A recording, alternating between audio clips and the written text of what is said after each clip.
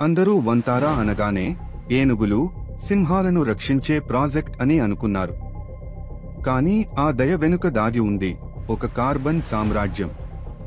2040 నాటికి గాలి భారతదేశానికి కొత్త బంగారం.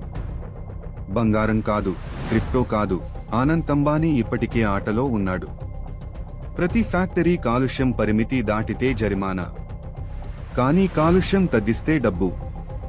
అదే 270 లక్షల కోట్ల రూపాయలు కార్బన్ క్రెడిట్ మార్కెట్. 3000 ఎకరాల చెట్లు, సరస్సులు, పచ్చదనం. వంతారా అంబానీకి లాభం తెచ్చే అడవులు.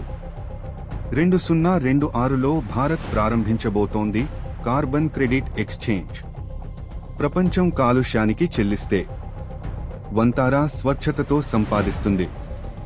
2040 నాటికి నీరు కూడా బంగారం కంటే ఖరీదైనది. కానీ వంతారా వద్ద ఇప్పటికే ఉన్నాయి సరస్సులు, వర్షజల నెట్వర్క్లు, జలాశయాలు. 39,000 జంతువులు, 32 దేశాల జాతులు. అన్ని జీవన డేటా భాండాగారాలు. రేపు ప్రపంచం శుద్ధ గాలి, నీటి కోసం తప్పించినప్పుడు ఆనంద్ అంబానీ దగ్గర ఇప్పటికే ఉంటుంది ఆ రెండింటికీ లైసెన్స్.